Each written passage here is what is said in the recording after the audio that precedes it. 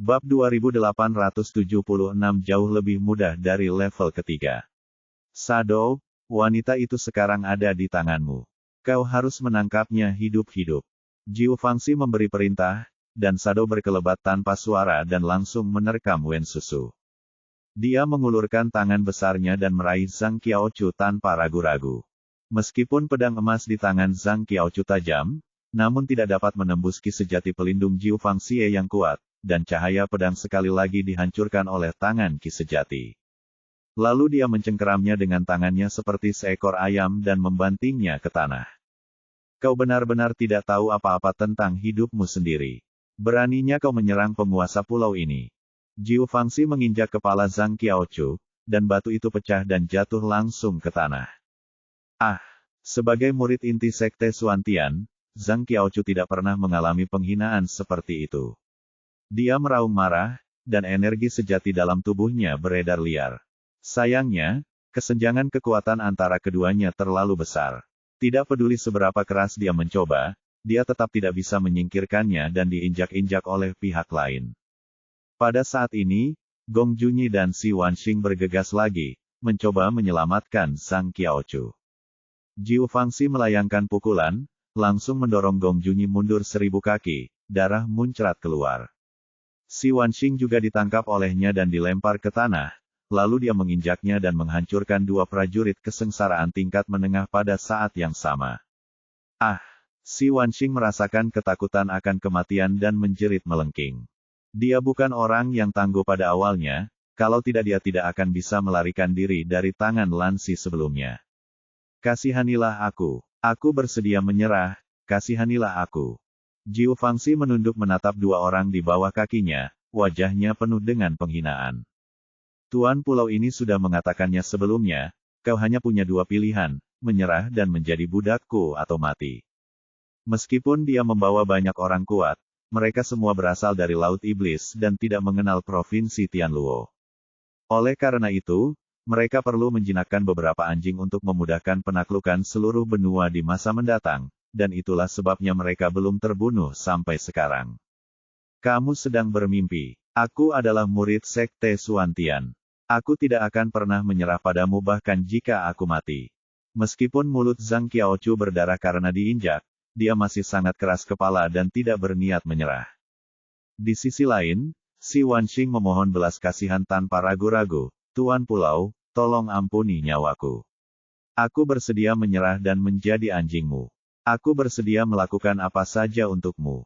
Melihat posturnya yang berlutut dan menjilati, Gong Junyi tidak dapat menahan diri untuk tidak meraung. Si Wanxing, kamu juga seorang pria kuat di tahap tengah kesengsaraan, bagaimana kamu bisa begitu tidak punya nyali?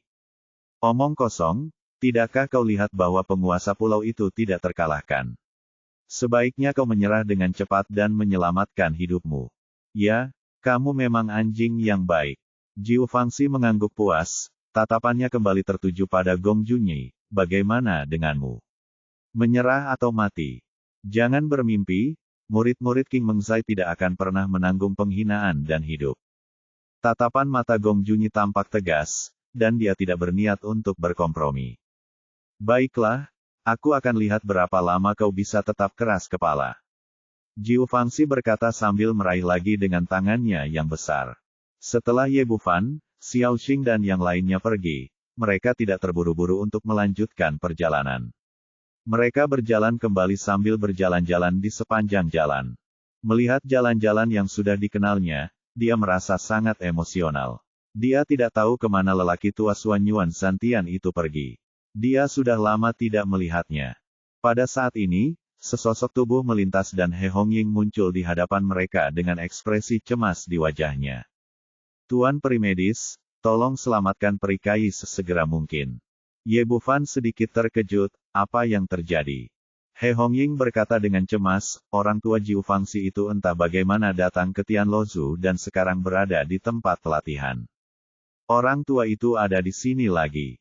Ye Bufan benar-benar terkejut. Ia berpikir tidak akan pernah bertemu lelaki itu lagi seumur hidupnya, tetapi tidak disangka akan bertemu secepat ini.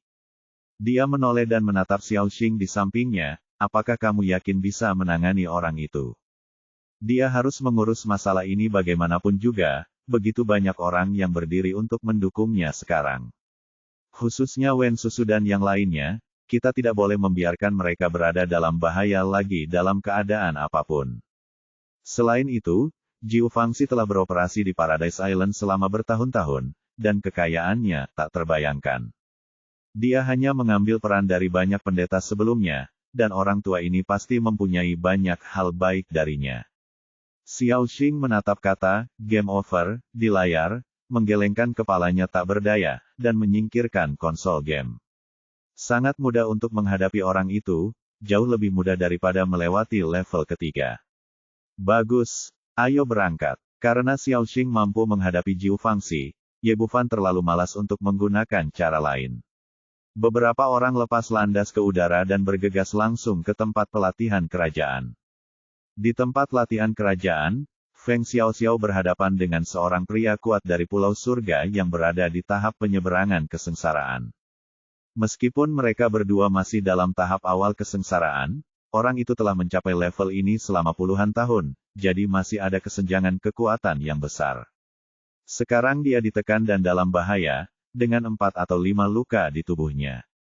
Dalam pertempuran tingkat mereka, pendeta tingkat rendah sama sekali tidak dapat campur tangan, dan mereka tidak mampu bertahan terhadap akibat pertempuran. Jadi meskipun Tianluozu tampaknya memiliki banyak penduduk, sebenarnya tidak ada keuntungannya. Jangan melawan, gadis kecil. Ikuti saja aku. Sang biksu tertawa terbahak-bahak dan mengulurkan tangan untuk meraihnya. Feng Xiaoxiao terpaksa berada dalam situasi putus asa. Tenaga dalamnya telah terkuras habis dan dia tidak mampu lagi melawan. Pada saat itu, cahaya pedang yang tajam membelah langit, dan saat kedua lelaki itu menyadarinya, kepala biksu itu sudah terbang tinggi ke udara. Su Lingsuanglah yang mengambil tindakan. Dia menyelamatkan Feng Xiaoxiao segera setelah dia tiba di sini sesuai dengan instruksi Ye Bufan. Nona Su, terima kasih atas bantuanmu. Feng Xiaoxiao menghela napas panjang dan bergegas maju untuk mengungkapkan rasa terima kasihnya. Pada saat yang sama, di pihak Wen Susu, dia juga ditekan oleh pemimpin bayangan. Biasanya, para pengikut Sekte Sein mempraktikkan teknik-teknik paling maju, yang memberi mereka keuntungan besar saat bertarung melawan mereka yang berada di tahap tengah kesengsaraan.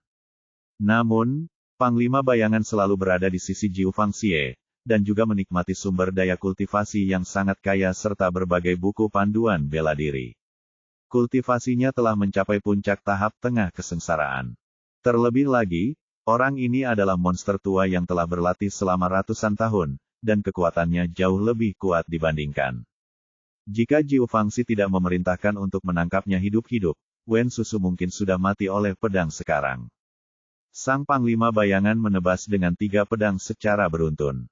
Meskipun Wen Susu berhasil menangkisnya, pedang di tangannya terguncang begitu tinggi hingga melayang tinggi dan nyaris terlepas dari tangannya, membuatnya terpojok. Sudah berakhir. Sang Komandan Bayangan datang di depannya seperti hantu dan mengarahkan jarinya ke titik akupuntur Huagai, bersiap untuk menyegelnya. Wen Susu ingin menghindar, tetapi saat ini kekuatan lamanya telah habis dan kekuatan barunya belum terbentuk. Dia berada pada kondisi terlemahnya dan tidak mempunyai kemampuan untuk menghindar sama sekali. Melihat jari pemimpin bayangan semakin dekat, cahaya keemasan menyambar dan taring naga itu menebas lehernya bagai kilat. Sang Panglima Bayangan tidak menyangka Ye Bufan akan muncul tiba-tiba, namun meski terkejut, ia tetap tenang dan bersiap menghindari pisau itu. Tetapi pada saat ini, rasa sakit yang menyayat hati tiba-tiba datang dari lautan kesadaran, seolah-olah kepala akan meledak.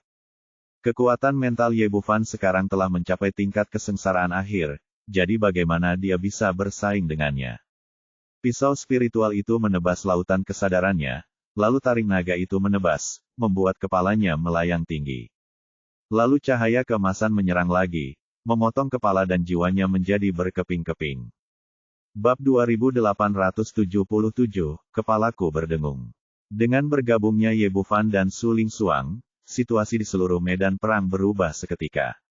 Di Provinsi Tianluo, sekitar selusin orang yang berada di tahap awal kesengsaraan ditekan hingga mereka bahkan tidak bisa mengangkat kepala. Tetapi sekarang, melihat kedatangan Dewa Medis, mereka seperti disuntik dengan darah ayam. Sang komandan bayangan dan ahli penyeberangan kesengsaraan tewas satu demi satu di Pulau Surga, dan kekuatannya menurun drastis. Segera berubah dari aktif menjadi pasif. Jiu Fangxi menjadi marah ketika dia melihat pemimpin bayangan terbunuh. Tetapi kemudian dia melihat bahwa Ye Bufan kembali gembira, dan dia memutuskan untuk tidak membiarkan pemuda ini lolos lagi kali ini. Wah, aku tidak menyangka kau ada di sini. Mari kita lihat bagaimana kau bisa lolos kali ini. Aku tidak yakin kau punya 2 buah batu void. Ye Bufan meliriknya, mengapa kamu tidak bersembunyi saja di Laut Iblis dan menjadi kaisar lokalmu? Mengapa kamu harus datang ke sini untuk mati? Dasar anak sombong. Jiu Fangxi menunjuk Si Wanxing dan Zhang Qiaochu yang ada di bawahnya, kemarilah dan cepat menyerah, atau aku akan menginjak kedua orang ini sampai mati. Entah kenapa, dia selalu punya firasat buruk di hatinya, jadi dia tidak menyerang secara langsung, tapi ingin memanfaatkan sandera di tangannya untuk mengancam pihak lain. Hahaha, aku tertawa terbahak-bahak. Ye Bufan tertawa terbahak-bahak hingga kehabisan napas, seolah-olah dia telah mendengar lelucon yang paling lucu. Ekspresi Jiu Fangxi menjadi gelap. Wah, apakah menurutmu aku bercanda? Sambil berbicara, dia mengerahkan tenaga pada kakinya, dan darah segera mengalir dari sudut mulut kedua orang itu. Zhang Qiaochu cukup tangguh dan menahan rasa sakit hebat di atas kepalanya tanpa berkata apa-apa. Dalam keadaan seperti ini, dia merasa sangat malu menghadapi Ye Bufan. Dia hanya memejamkan mata dan bahkan berharap pihak lain akan menginjaknya sampai mati. Si Wanxing tidak tahan lagi dan langsung meratap dengan sedih, "Tuan, tolong ampuni nyawaku. Aku sudah menyerah, aku hanyalah anjingmu sekarang." Beberapa orang makin takut mati seiring bertambahnya usia mereka. Lagi pula, dia dulunya adalah orang kuat yang sedang berada di tengah-tengah kesengsaraan, tetapi sekarang dia tidak memiliki integritas sama sekali. Ye Bufan memasang ekspresi main-main di wajahnya, memperhatikan segala sesuatu di depannya dengan penuh minat. Orang tua, apakah kau sudah terlalu lama berada di Laut Iblis dan otakmu terisi air? Kau benar-benar menggunakan kedua orang ini untuk mengancamku. Sekarang biar ku beritahu apa hubungan antara mereka dan aku. Yang di bawah kaki kirimu, adik laki-lakinya dilumpuhkan oleh orang-orangku, dan dia dipukuli olehku kemarin. Jadi dia menyimpan dendam hari ini, dan baru saja menghancurkan rencanaku untuk menjadi pemimpin aliansi. Apakah menurutmu orang seperti ini bisa mengancamku? Ini, ekspresi Jiu Fangxi berubah. Awalnya dia mengira orang-orang ini, seperti Wen Susu, adalah bawahan atau teman Ye Bufan, tetapi dia tidak menyangka mereka memiliki hubungan seperti ini. Orang di kaki kananmu adalah murid inti Sekte Suantian. Dia menyimpan dendam padaku karena Wen Susu. Dia bisa dikatakan sebagai saingan cintaku. Orang seperti ini telah membuatku kesulitan satu demi satu, tetapi aku tidak berani membunuhnya karena Sekte Suantian. Jika kau membunuhnya untukku, aku benar-benar ingin mengucapkan terima kasih banyak. Ayo, bunuh kedua orang ini, dan aku akan mengucapkan terima kasih banyak. Jiu Fangxi merasa malu sejenak. Dia tidak peduli tentang membunuh dua orang yang ada di bawah kakinya, tetapi dia tidak ingin membantu pihak lain menyingkirkan lawan dan saingan cintanya dengan begitu saja.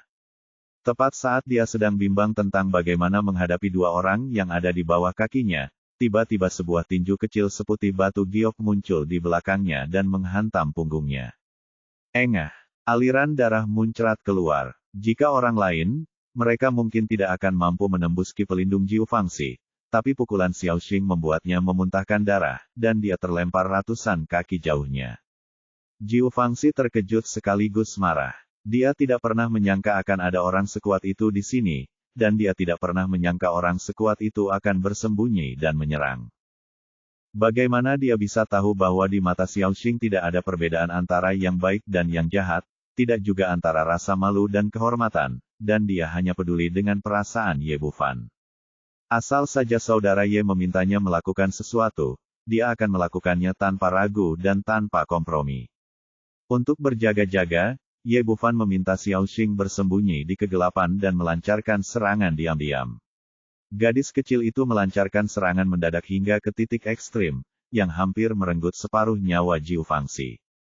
Yang lebih mengerikan adalah gadis kecil itu tidak menunjukkan sopan santun saat dia mulai menyerang. Sebelum Jiu Fangxie sempat berbalik, dia mengejarnya dan menamparkan kepalanya lagi. Jiu Fangxi yang malang bahkan tidak sempat melihat siapa lawannya sebelum kepalanya berdengung dan dia pusing. Dia hampir gila karena marah, dan dengan gila-gilaan mengalirkan energi batinnya untuk melawan. Namun kemudian pukulan lain mengenai dantiannya. Pukulan ini membawa kekuatan untuk menghancurkan dunia dan secara langsung menghancurkan ki sejati pelindung tubuhnya, menghancurkan energi sejati yang baru saja dikumpulkannya menjadi berkeping-keping. Jiu Fangxi adalah monster tua yang telah hidup selama ribuan tahun. Selama bertahun-tahun, dia tidak pernah merasa sesedih sekarang. Dia dipukuli seperti itu tanpa tahu siapa lawannya, dan inti persoalannya adalah dia bahkan tidak punya kekuatan untuk melawan. Dia bisa merasakan bahwa pihak lain itu sangat kuat, tetapi dia baru berada di tahap akhir kesengsaraan. Jika aku berusaha sekuat tenaga, aku seharusnya bisa bertarung. Sekalipun aku tidak menang, aku masih mempunyai kesempatan untuk melarikan diri. Akan tetapi, dia terluka parah akibat serangan mendadak itu dan kehilangan inisiatif sepenuhnya. Sangat sulit untuk memulihkan keadaan. Xiao Xing meninju ke kiri dan ke kanan, setiap pukulan seberat gunung dan tanpa jeda, tidak memberinya kesempatan untuk bernapas. Semua orang yang hadir menatap pemandangan di langit dengan mulut ternganga, benar-benar tercengang. Apa yang sedang terjadi? Mereka semua telah menyaksikan dengan mata kepala sendiri betapa kuatnya Jiu Fangxie tadi. Wen Susu dan Gong Junyi dari King Mengsai, Zhang Qiaochu dari Xuan Tianmen, dan Si Wanxing. Keempatnya merupakan petarung yang kuat di tengah-tengah kesusahan, tetapi bahkan ketika mereka menggabungkan kekuatan, mereka tidak sebanding dengan lawannya dan tidak dapat menahan satu gerakan pun. Sekarang situasinya telah berubah besar. Jiu Fangxi yang arogan dipukuli seperti bola oleh gadis kecil ini. Dia terbang ke sana kemari tanpa kemampuan untuk melawan. Sebelumnya, gadis kecil ini selalu mengikuti Ye Bufan dan bermain game, tetapi semua orang memilih mengabaikannya. Namun, mereka tidak menyangka kalau dia adalah orang kuat sungguhan, begitu kuatnya hingga mereka tidak dapat membayangkannya. Xiao Xing memukul Jiu Fangxi begitu keras hingga dia mengeluarkan banyak darah dan kehilangan separuh nyawanya. Akhirnya, seluruh anggota tubuhnya patah total. Kemudian dia mencengkeram leher Ye Bufan dan melemparkannya dengan keras ke depan Ye Bufan seperti seekor ayam. Saudara Ye, sudah selesai. Tidak sulit untuk menghadapi orang ini. Setelah dia mengatakan hal itu, terdengar suara terkesiap di mana-mana. Anda mengalahkan orang kuat yang sedang di puncak kesengsaraan seperti seekor anjing, dan Anda mengatakan itu tidak sulit sama sekali. Apakah kamu masih bisa berpura-pura lebih pintar? Tetapi tidak seorang pun berani mengatakan apapun, kuncinya adalah mereka benar-benar memiliki kemampuan untuk melakukannya. Pada saat ini, Zhang Qiaochu baru saja menarik kepalanya keluar dari lumpur, dan hatinya kacau ketika dia melihat Jiu Fangxi tergeletak di depan Ye Bufan. Dia selalu menganggap Ye Bufan sebagai anak laki-laki yang tampan, dan jauh di lubuk hatinya dia merasa bahwa Ye Bufan 10.000 kali lebih kuat darinya. Pada akhirnya, dia diselamatkan oleh orang lain dan dia dengan mudah mengalahkan lawan yang begitu kuat. Gong Junyi juga memiliki ekspresi yang rumit. Meskipun bukan Ye Bufan yang berurusan dengan Jiu Fangxi, kemampuan untuk membawa pria kuat seperti itu di sisinya dan melakukan apapun yang dia inginkan bahkan lebih menakutkan. Selain itu, dia baru saja melihat Ye Bufan membunuh pemimpin bayangan dengan matanya sendiri. Kekuatan semacam ini pastinya 100 kali lebih kuat dari kekuatannya sendiri. Bab 2878 membuatku takut. Ye Bufan mengabaikan pikiran orang lain dan menatap Jiu Fangxi di kakinya. Orang tua, segalanya benar-benar berubah. Saat kau mengejarku di Laut Iblis, kau tidak pernah menyangka hari ini akan tiba. Jiu Fangxi berusaha keras untuk mengangkat kepalanya, melirik Ye Bufan, lalu menoleh untuk melihat Xiao Xing di sampingnya. Sebenarnya, itu kamu. Dia tidak pernah menyangka bahwa orang yang memukulinya seperti ini sebenarnya adalah seorang gadis kecil. Dalam kemarahannya yang amat besar, dia membuka mulutnya dan meludahkan seteguk darah lagi. Bagaimana? Apakah kamu terkejut? Aku seharusnya membiarkan Xiao Xing menghajarmu terakhir kali di Laut Iblis, tapi sayangnya aku melewatkannya. Ye Bufan mengulurkan tangannya dan mengambil cincin penyimpanan dari tangan Jiu Fangxi. Kau, turunkan dia. Jiu Fangxi ingin menghentikannya, tetapi dia sudah setengah mati dan tidak memiliki kemampuan untuk melakukannya. Begitu dia mengulurkan tangannya, Xiao Xing menginjaknya dengan keras. Ye Bufan mengambil cincin penyimpanan itu, dan ketika dia memindainya dengan indera spiritualnya, matanya tiba-tiba berbinar dan wajahnya penuh dengan kegembiraan.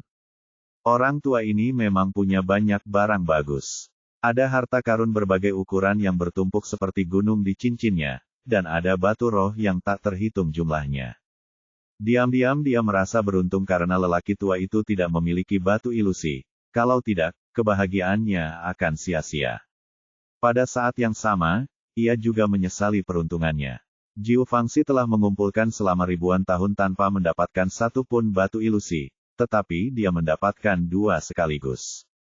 Kamu, Jiu Fangxi sangat marah saat ini sehingga dia menggertakkan giginya dan matanya menyemburkan api. Jika tatapan bisa membunuh, Ye Bufan pasti sudah mati 1000 kali. Tidak heran dia begitu marah.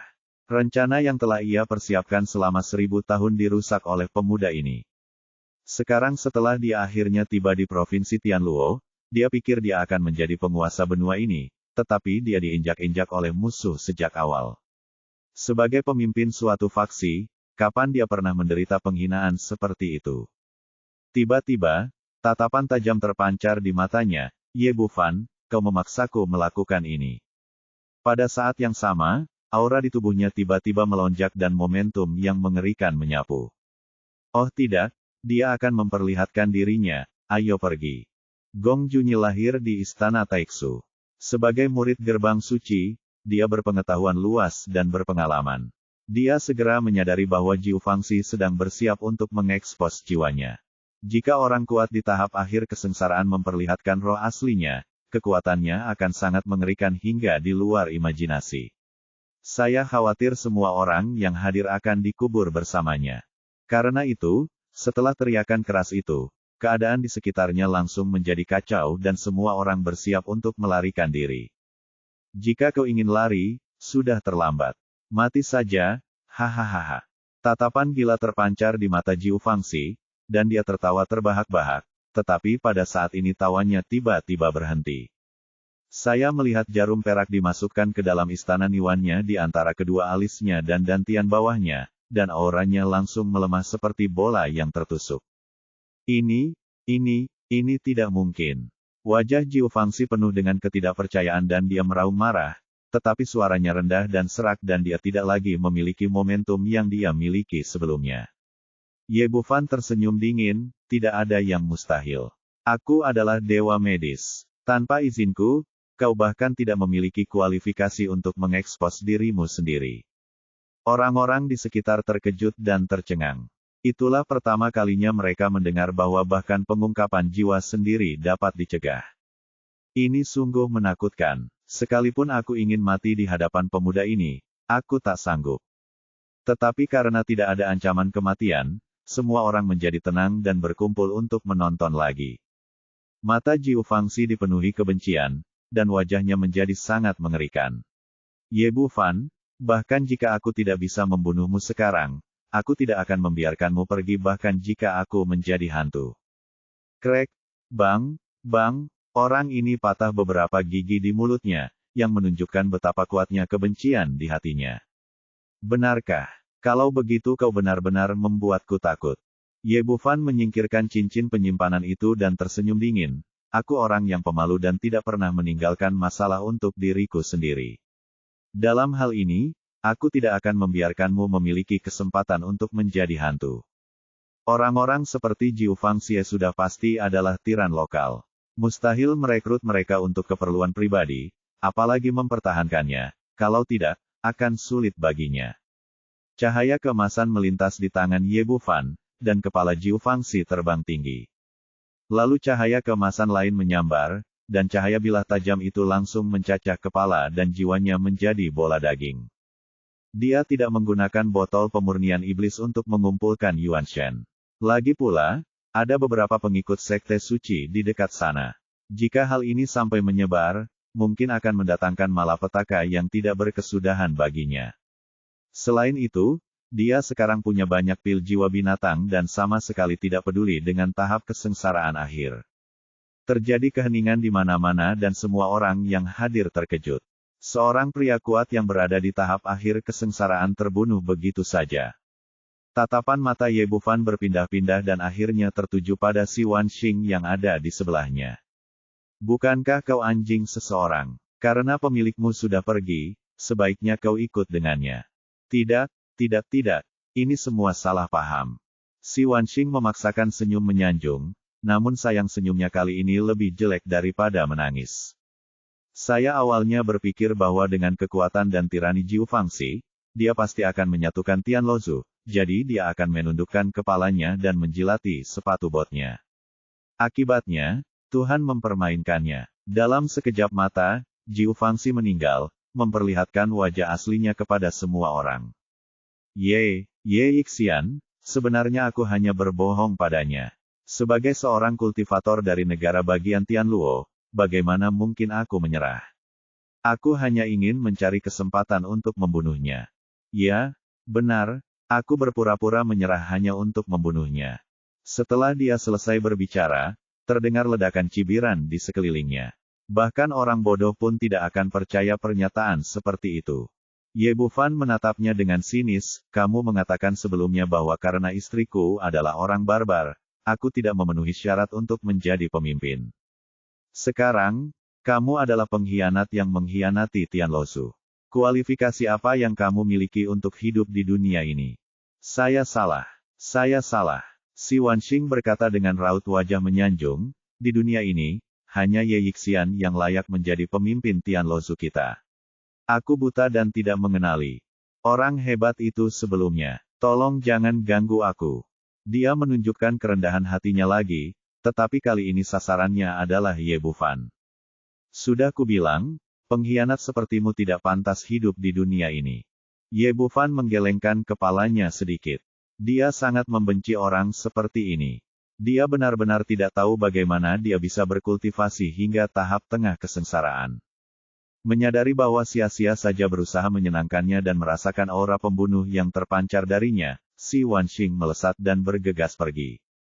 Baginya, hidupnya adalah hal yang paling penting.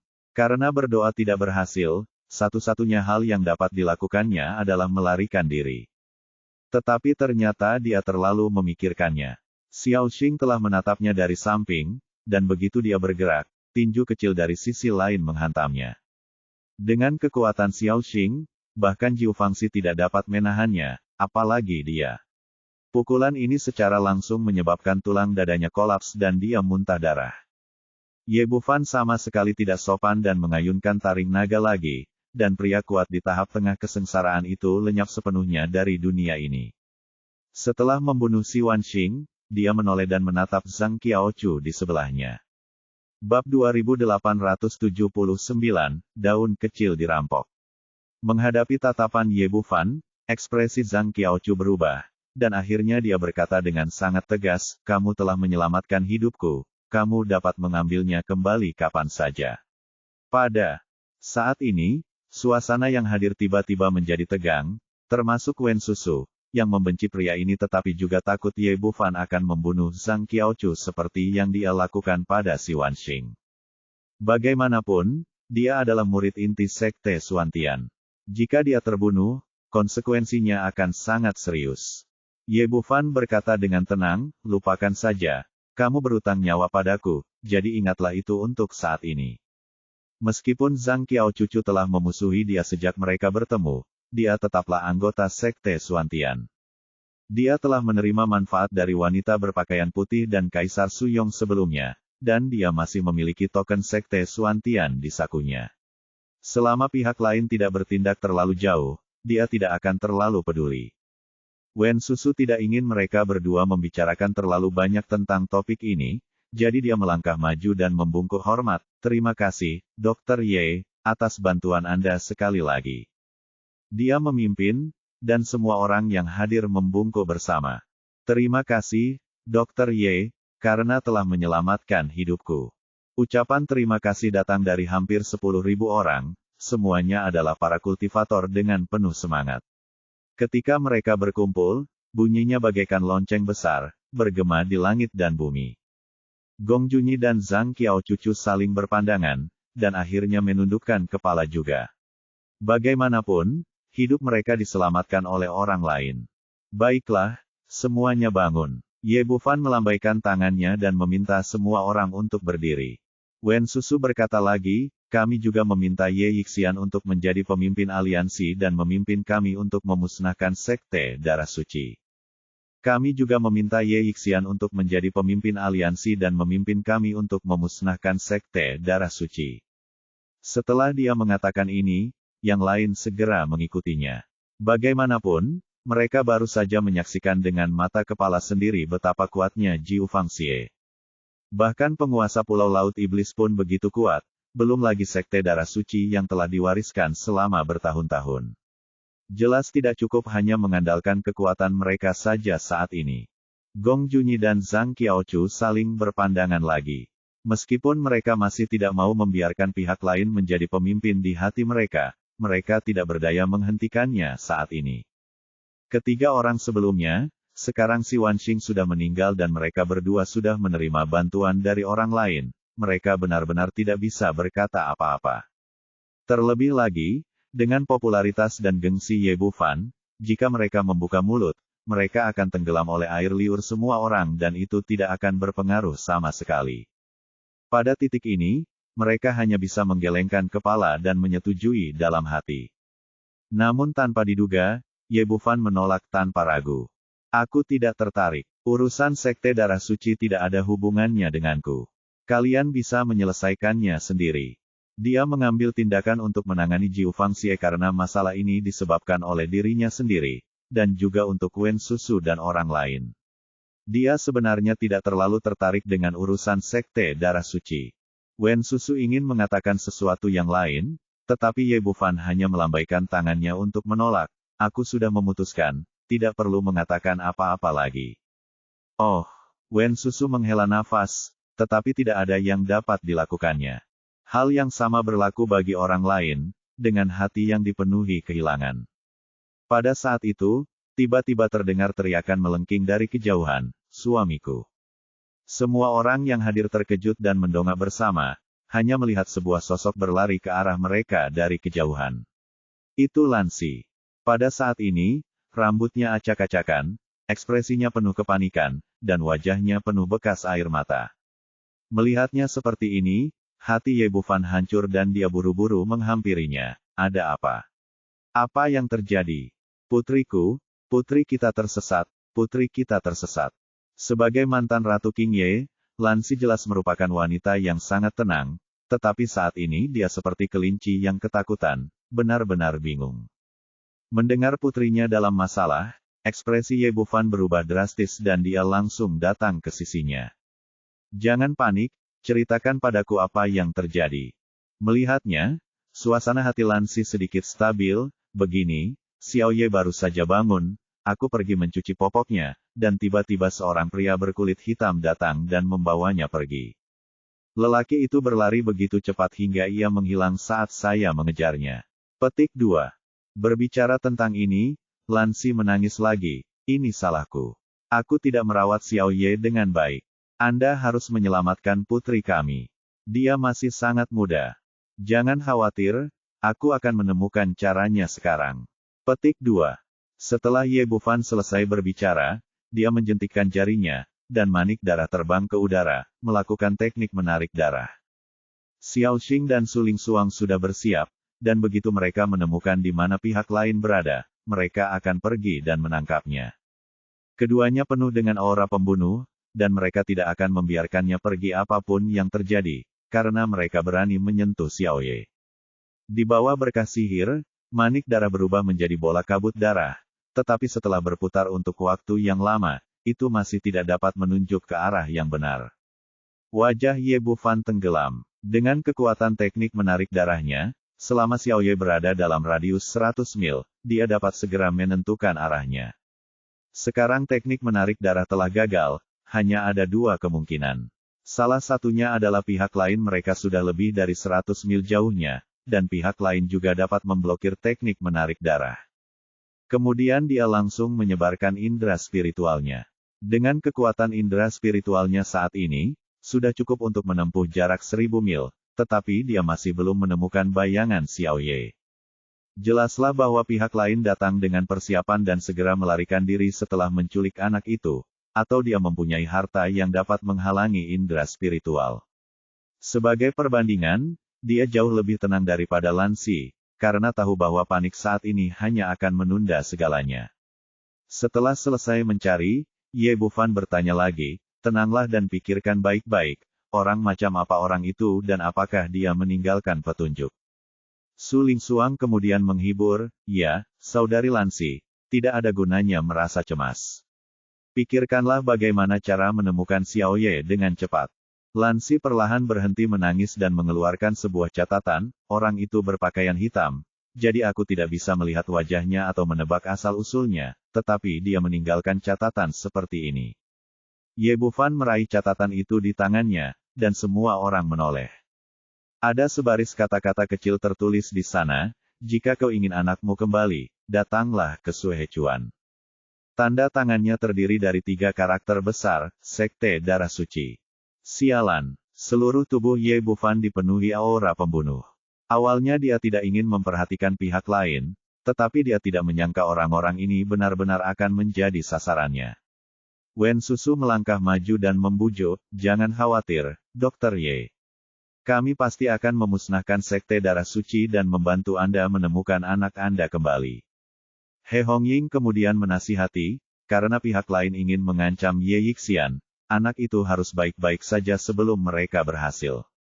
Jangan khawatir, kita bisa menyelamatkan anak itu setelah kita menghancurkan Sekte Darah Suci. Kalau begitu, aku akan menjadi pemimpinnya. Ye Bufan juga mengalami badai yang tak terhitung jumlahnya dan memaksa dirinya untuk tenang. Jika itu dia tidak akan memilih untuk membentuk aliansi dengan orang lain bahkan ketika menghadapi Sekte Darah Suci. Dia akan melawan jika dia bisa, dan melarikan diri jika dia tidak bisa. Dengan alat pelariannya, kecil kemungkinan pihak lain akan bertahan. Namun, hal itu tidak mungkin dilakukan sekarang. Putrinya ada di tangan pihak lain. Dia hanya bisa menang dan tidak kalah. Dia harus memusnahkan pihak lainnya sepenuhnya. Dalam kasus ini, makin banyak tuan makin baik dan makin kuat kekuasaannya makin baik, maka dia setuju menjadi pemimpin. Orang-orang di sekitar langsung bersorak. Dengan bergabungnya Ye Yixian, mereka merasakan keyakinan tak terbatas di hati mereka. Namun ada orang yang bahagia, dan tentu saja ada orang yang tidak bahagia. Kalau begitu, aku permisi dulu. Orang yang berbicara adalah Zhang Qiaochu. Karena Wen Susu, dia tentu saja tidak ingin bekerja di bawah Ye Bufan, jadi dia bangkit dan pergi begitu saja. Ye Bufan menoleh dan berkata, tunggu sebentar, apakah aku membiarkanmu pergi? Bab 2880, Produksi Massal Periode Kesengsaraan. Zhang Qiaochu berhenti, lalu berbalik dan berkata, kamu telah menyelamatkan nyawa ini. Kamu dapat mengambilnya kembali kapan saja kamu mau, tetapi mustahil bagiku untuk menuruti perintahmu. Kalau di waktu lain, Ye Bufan pasti akan pergi begitu saja dan orang ini pasti akan pergi begitu saja tanpa memperdulikannya. Tetapi sekarang, karena ini menyangkut hidup dan mati putrinya, dia tidak berani ceroboh sedikit pun. Lagi pula, satu orang lagi berarti satu kekuatan lagi, dan satu kekuatan lagi berarti satu harapan lagi. Kamu harus mematuhi perintahku. Benar-benar lelucon. Zhang Qiaochu berkata dengan bangga, tidak ada pengecut di sekte Suantianku. Seorang pria bisa dibunuh tetapi tidak bisa dipermalukan. Kau bisa memenggal kepalaku kapan saja, tetapi membuatku mendengarkan perintahmu adalah mimpi. Orang ini benar-benar memiliki keberanian, tetapi dia hanya terdiam di tengah kata-katanya, dan dia berdiri di sana dengan linglung. Saya melihat token emas di tangan Ye Bufan, dengan kata, Suantian, tertulis di atasnya. Kamu, bagaimana kamu bisa memiliki Ordo Suantian? Sebagai murid inti sekte Suantian, wajar saja jika ia tidak mengetahui Ordo Suantian, apalagi melakukan kesalahan. Namun Zhang Qiaochu tidak dapat memahami bagaimana benda ini bisa jatuh ke tangan pihak lain. Apakah ada gunanya menanyakan pertanyaan-pertanyaan ini? Katakan saja apakah Anda ingin mendengarkan sekarang atau tidak. Ye Bufan memegang token di tangannya dan sama sekali tidak tertarik menjelaskan kepadanya. Meskipun Zhang Qiaochu sangat enggan, sebagai seorang murid sekte, dia tidak memiliki kemampuan untuk melawan Ordo Xuantian kecuali dia ingin mengkhianati sekte Xuantian. Murid Zhang Qiaochu bersedia mematuhi perintah Xuantian. Dia menjelaskan dengan sangat jelas bahwa dia mematuhi perintah Si Tianlong, bukan Ye Bufan. Namun Ye Bufan tidak peduli untuk memperhatikan hal-hal ini. Selama pihak lain menaati pengaturannya, semuanya baik-baik saja. Sambil menyimpan token itu, dia melirik ke semua orang yang hadir, mereka yang saya sebutkan boleh tinggal, yang lainnya boleh pergi. Dalam pertempuran antara pendeta tingkat tinggi, orang-orang yang tingkatnya terlalu rendah hanya bisa menjadi umpan meriam dan tidak akan berguna sama sekali. Hal ini ditunjukkan dengan jelas dalam pertempuran tadi. Para kultivator Mahayana itu bahkan tidak memiliki kualifikasi untuk campur tangan, apalagi mereka yang berada di bawah alam kekosongan. Kekuatan Sekte Darah Suci kemungkinan besar berada di atas kekuatan Pulau Surga. Tidak ada gunanya jika lebih banyak orang pergi ke sana. Yang penting budidayanya cukup. Ye Bufan pertama-tama menyimpan ke-12 orang yang berada di tahap awal kesengsaraan, dan kemudian memilih 30 orang yang berada di puncak Mahayana. Baiklah, kalian semua sebaiknya kembali dan memanfaatkan waktu kalian sebaik-baiknya untuk berlatih. Orang-orang ini mendesah namun tidak banyak bicara. Mereka telah memperoleh beberapa pengalaman kali ini dan menyadari betapa besarnya kesenjangan antara mereka dan orang-orang kuat. Qin Biao adalah satu-satunya yang tersisa dari 3 sekte utama. Sisanya, termasuk Sui Yueli, Li Qingzu, Chu Lingqi dan lainnya, semuanya telah pergi. Setelah semua orang pergi, Ye Bufan kembali ke Paviliun Tian Sui dengan personel terpilih. Setelah kembali, dia melihat orang-orang di depannya dan berkata, kali ini ketika kita akan memusnahkan Sekte Darah Suci, kualitas lebih penting daripada kuantitas. Kalian harus mencapai tahap penyeberangan kesengsaraan untuk berpartisipasi. Aku akan membantu kalian meningkatkan kultivasi kalian nanti. Setiap orang harus meningkatkan satu level dalam waktu 12 jam. Jika kalian tidak dapat mencapai tahap penyeberangan kesengsaraan, kembalilah. Kalian sama sekali tidak memenuhi syarat untuk berpartisipasi. Setelah dia mengatakan ini, para kultivator wanita yang telah diselamatkan dari Pulau Surga sebelumnya semuanya sangat gembira. Mereka tidak meragukan kemampuan Ye Bufan. Sebelumnya, berkat lelaki di hadapan mereka inilah kultivasi mereka melesat maju, kini keberuntungan datang lagi. Banyak kultivator tidak dapat mencapai tahap penyeberangan kesengsaraan sepanjang hidup mereka. Jadi kesempatan di hadapan mereka pastilah merupakan kesempatan besar. Zhang Qiaochu dan Gong Junyi mengerutkan kening. Sebagai pengikut gerbang suci, mereka tentu saja berpengetahuan luas. Tetapi, membiarkan begitu banyak orang naik satu tingkat hanya dalam satu hari hanyalah mimpi belaka, dan tidak ada sekte yang mampu melakukannya. Belum lagi orang-orang kuat seperti mereka yang berada di tahap tengah kesengsaraan telah melakukan perjalanan keluar selama bertahun-tahun hanya untuk mencari peluang promosi. Tetapi setelah bertahun-tahun, mereka masih berada di tahap tengah kesengsaraan dan tidak menunjukkan tanda-tanda akan mampu menembusnya.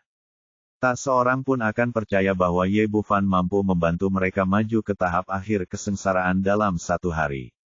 Ye Bufan mengabaikan pikiran mereka dan punya rencananya sendiri.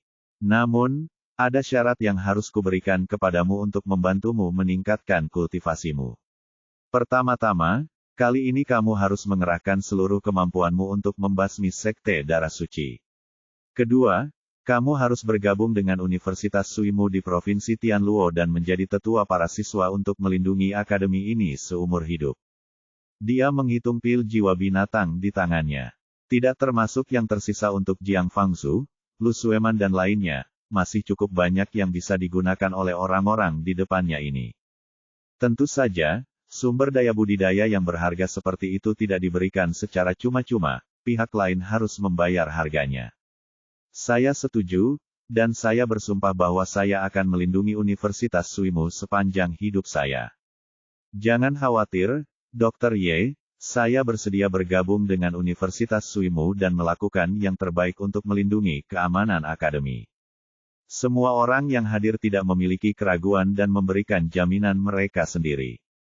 Bagi mereka, mendapatkan promosi dengan persyaratan sederhana seperti itu hanyalah khayalan belaka. Selain itu, orang-orang ini berterima kasih kepada Ye Bufan dan akan melakukan apapun yang dia minta.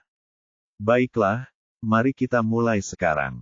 Ye Bufan berkata sambil mengeluarkan 30 pil jiwa binatang, satu untuk setiap kultivator Mahayana Puncak, dan kemudian mulai membantu orang-orang ini dalam meningkatkan kultivasi mereka. Pil yang dimurnikan oleh Demon Refining Bottle benar-benar bermutu tinggi, tanpa kotoran apapun dan khasiatnya tak tertandingi. Terlebih lagi, dengan adanya kejeniusan medis Ye Bufan yang menjaga di sisinya, tidak perlu ada kekhawatiran tentang keselamatan. Meskipun dua orang bertindak terlalu tergesa-gesa dan menyimpang dari jalur, mereka dengan cepat dibawa kembali ke jalurnya olehnya. Hanya setengah jam kemudian, ke-30 orang ini, tanpa kecuali, berhasil melewati tahap awal kesengsaraan. Terima kasih, Dr. Ye. Orang-orang ini sangat gembira dan berlutut serta bersujud untuk mengungkapkan rasa terima kasih mereka.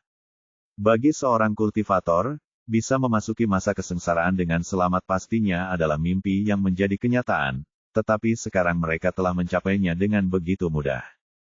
Baiklah, semuanya kembalilah dan perkuat kultivasi kalian, lalu berangkat besok pada waktu ini. Ye Bufan melambaikan tangannya, dan semua orang segera kembali ke kediaman masing-masing untuk memanfaatkan waktu berlatih. Zhang Qiaochu dan Gong Junyi berdiri di dekatnya, menatap kosong seolah-olah mereka terkena mantra, mulut mereka terbuka lebar dan mata mereka hampir keluar dari rongganya. 30 prajurit kuat di tahap penyeberangan kesengsaraan diciptakan dalam waktu setengah jam, tanpa kecelakaan atau penyimpangan apapun. Kalau saja ada orang yang mengatakan hal ini kepada mereka sebelumnya, mereka pasti akan menamparkan wajah mereka. Ini sungguh mustahil. Tetapi sekarang faktanya ada di depan mata mereka, dan mereka tidak bisa tidak mempercayainya. Lagi pula, aura orang-orang itu tidak palsu. Pada saat ini mereka akhirnya mengerti mengapa Wen Susu dan orang-orang ini begitu menghormati Ye Bufan.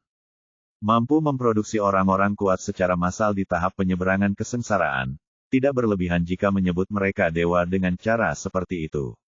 Bahkan 3 sekte suci utama mereka tidak dapat mencapai tingkat ini. Jika ini tersebar, saya khawatir banyak biksu akan terkejut. Ye Bufan memanggil He Hongying, Feng Xiaoxiao dan yang lainnya, pertama-tama membantu mereka pulih dari cedera sebelumnya, dan kemudian mulai meningkatkan kultivasi mereka. Lebih sulit untuk meningkat dari tahap awal kesengsaraan ke tahap tengah. Dia pertama-tama memberikan pil kepada semua orang, dan kemudian menggunakan jarum emas untuk membantu menyerap dan memurnikan kekuatan obat.